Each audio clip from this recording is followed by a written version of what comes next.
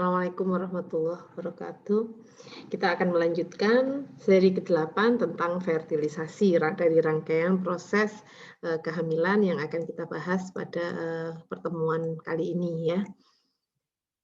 Jadi tujuan pembelajarannya setelah membahas topik ini, mahasiswa dapat menjelaskan tentang proses fertilisasi, kemudian menjelaskan tentang proses kapasitasi sperma dan reaksi akrosom, kemudian menjelaskan tahapan proses fertilisasi, hasil utama fertilisasi, dan pembelahan sel atau cell division. Beberapa referensi yang saya pakai, ini ada beberapa tambahan juga sebenarnya ya, ada banyak referensi yang membahas tentang fertilisasi. Baik, ini dari beberapa rangkaian pembahasan ya. Kalau kemarin kita sudah membahas tentang pendahuluan proses kehamilan, sperma ovum. Nah, sekarang kita akan membahas tentang proses fertilisasi atau nama lainnya yaitu konsepsi. Sebelum nanti kita akan lanjut ke pembahasan tentang nidasi, implantasi, plasentasi, tali pusat, dan air ketuban. Baik.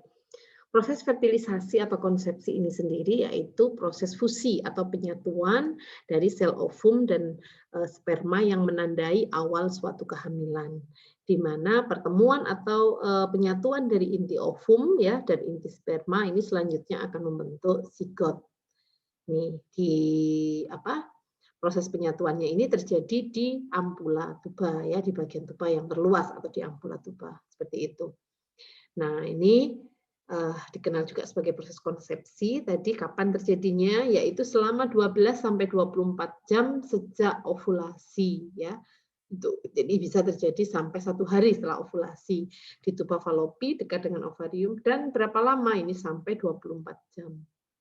Nah, fase fertilisasi dibagi menjadi 3. Yang pertama yaitu fase penembusan corona radiata, kemudian penembusan zona pellucida, dan penyatuan atau fusi membran sel ya. Jadi penyatuan atau fusi oosit dan membran sel sperma seperti itu. Ini pertama adalah penembusan dari corona radiata ya. Ini adalah corona radiata bagian luarnya, kemudian lapisan yang biru ini adalah lapisan corona radiata, zona pellucida, maaf, yang terluar itu adalah corona radiata, zona pellucida, kemudian membran sel masuk ke dalam. Nah, ini yang dimasukkan ini hanya intinya saja ya, atau inti selnya saja. Gitu. Nah, kemudian akan terjadi penyatuan atau fusi. Nah, proses inilah yang dikenal sebagai proses fertilisasi. Baik, ini tahapannya yang pertama yaitu penetrasi sel sperma di lapisan corona radiata. Ya, ini adalah lapisan corona radiata yang ditembus. Nah, ini butuh beberapa reaksi-reaksi yang diperlukan di sana. Kemudian penetrasi atau masuk menuju atau menembus zona pellucida. Nah, pada saat inilah terjadi reaksi akrosum ya, atau akrosomal reaction.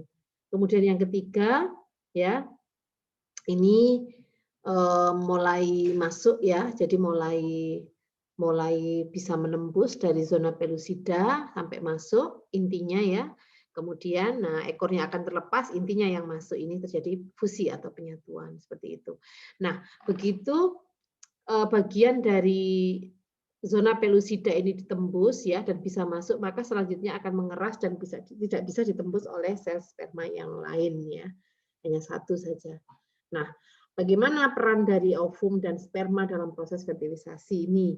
Dari sel ovum sendiri ini ada 2 lapisan penting, yaitu lapisan corona radiata dan zona pellucida, di mana pada corona radiata ini ada bagian yang luar ya, terluar, terdiri dari sel-sel oval yang dipersatukan oleh asam hyaluronat. Nah, sedangkan zona pellucida ini adalah lapisan pertama berbentuk membran tebal yang tidak berbentuk, dan oosit ini bisa bertahan hidup 6-24 jam pasca ovulasi.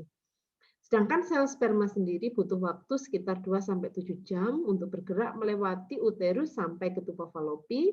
Transportnya naik ke atas itu karena pengaruh kekuatan dari sel sperma sendiri, yaitu dari ekornya ya, dan juga cambukan silia pada sel yang melapisi dinding uterus. Jadi ini hanya tinggal beberapa ratus sperma saja dari sekian ratus juta dan bisa bertahan sampai menuju ke tuba falopi itu. Nah, setelah ovulasi ya, sperma akan mengalami reaktivasi dan bergerak menuju ovum. Jadi ada suatu sinyal yang menarik sperma menuju ovum itu, tapi tidak diketahui itu sinyal seperti apa. Ya. Sperma dapat bertahan 24 jam sampai 48 jam di dalam saluran reproduksi wanita. Nah, ini adalah sel sperma dalam proses fertilisasi. Ya. Jadi ada 3 proses penting, yaitu kapasitasi sperma, reaksi akrosomal atau akrosom, dan reaksi kortikal. Kita bahas dulu yang pertama, yaitu tentang kapasitasi sperma. Ya. Jadi ada suatu proses yang dinamakan sebagai proses kapasitasi. Kapasitasi itu untuk meningkatkan kemampuan, ya, motilitas dan sebagainya. Jadi proses kapasitasi terjadi setelah ejakulasi, di mana bahan kimia yang dilepaskan oleh uterus akan melarutkan lapisan kolesterol dari sperma itu sendiri. Sehingga hal ini akan menyebabkan terjadinya peningkatan dari motilitas atau kekuatan sperma, sehingga bisa mencapai tuba falopi itu lebih cepat.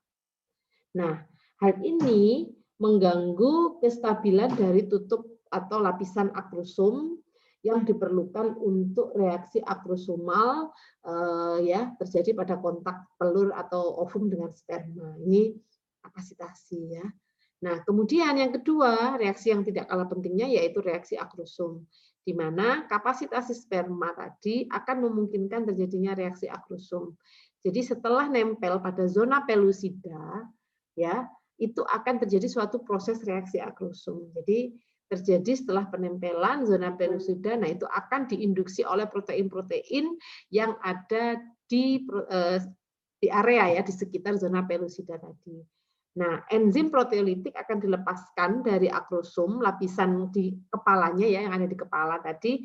Nah, kemudian ini akan membantu untuk menembus zona pelusida tadi. Gitu. Nah, bagaimana untuk reaksi kortikal ya? Reaksi kortikal ini dikenal sebagai pengerasan dari lapisan zona pelusida setelah setelah sperma itu berhasil menembus ovum. Nah, hal ini untuk mencegah sperma-sperma yang lain itu supaya tidak bisa masuk. Ini yang kita kenal sebagai upaya untuk mencegah polispermia. Jadi hanya satu saja ya. Kalau dua itu akan terjadi lisis ya, tidak akan berlanjut. Butiran kortikal di dalam sitoplasma ovum akan melepaskan enzim ke zona pelusida. Jadi ya begitu ada fusi maka otomatis ada semacam ya enzim yang dilepaskan oleh ovum tadi menuju ke atas ya, jadi di sekitar zona pelusida tadi.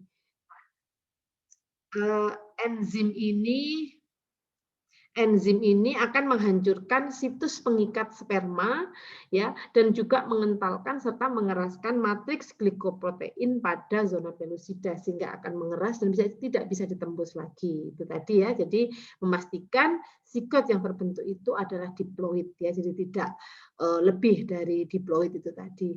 Itu. Jadi seperti itu. Baik.